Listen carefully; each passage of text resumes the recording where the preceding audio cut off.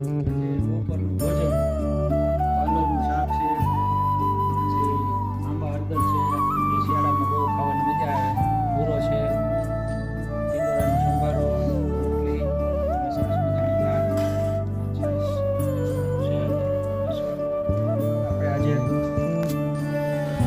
મસ્ત ઠંડુ વાતાવરણ, એમાં ગરમ ગરમ દાળ સાથે ટીંડોળાનો સંભારો, રોટલી અને ચોળાનું શાક છે.